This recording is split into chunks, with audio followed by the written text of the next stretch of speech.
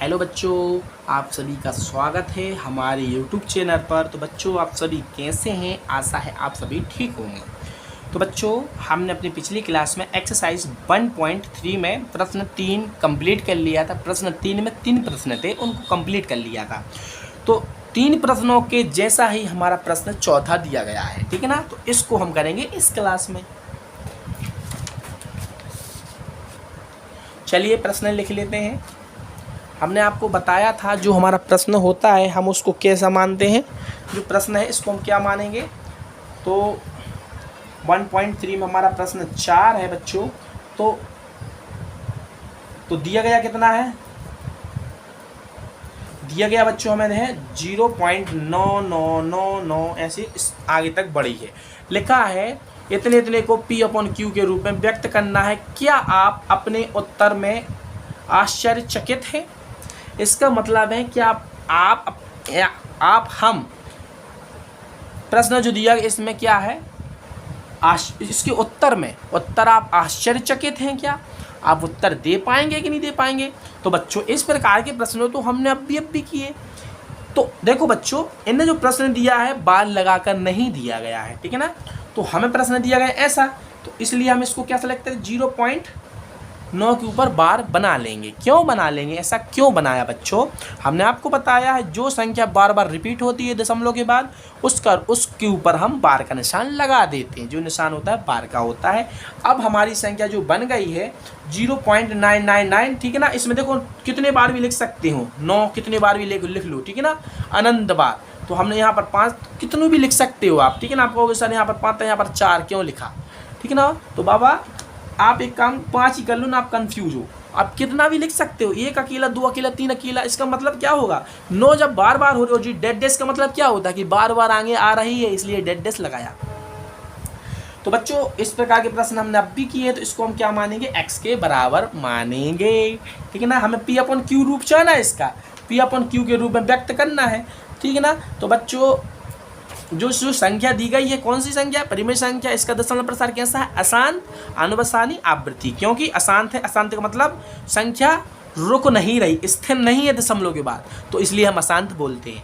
अनुवसानी आवृत्ति का मतलब है कि जो संख्या है वह एक ही नंबर पर डिपेंड कर रही है बार बार, ठीक है ना, आवृत्ति उसको बोलते हैं। तो बच्चों देखो ऐसा होगा, इसको क्या मान लो, समीकरण 1 लिख दो। समीकरण 1 में 10 से दोनों ओर गुणा करने पर।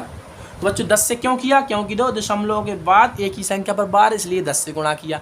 2 पर बार होता तो 100 से, 3 पर होता तो 1000, 4 से 10,000, 5 पर होता तो 1,00,000। इसी आगे बढ़ा, ऐसी प्रोसेस आगे बढ़ाते जाते, ठीक है ना।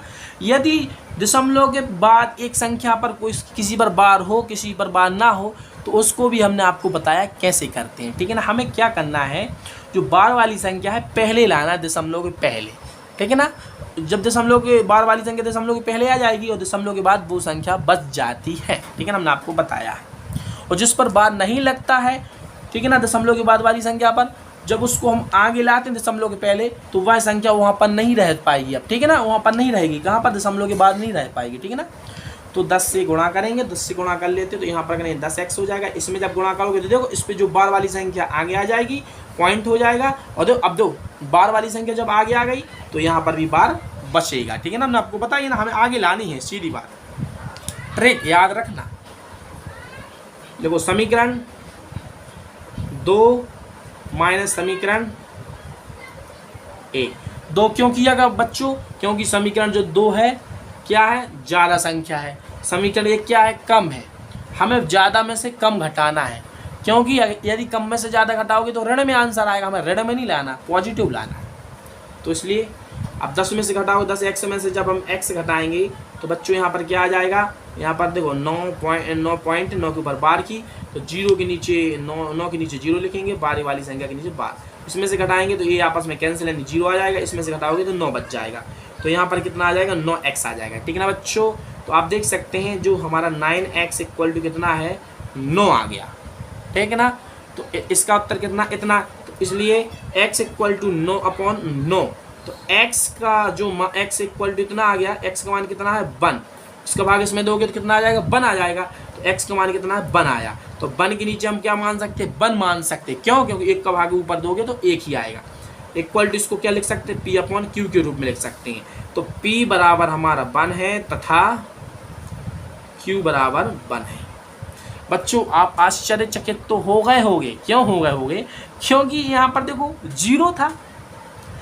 यदि डायरेक्टली हमारा ऐसा प्रश्न में दिया होता 1 तो 1 के नीचे हम 1 मानते तो P बराबर हमारा 1 आ जाता, Q बराबर 1 आ जाता, ठीक है ना। आश्चर्यचकित कैसे होगे? क्योंकि P और Q का मान क्या आया 1 आया है, ठीक है ना। और यहाँ पर क्या था 0.9999 यानी अनंत तक बढ़ रहा था, यानी 0.9 के ऊपर बार था।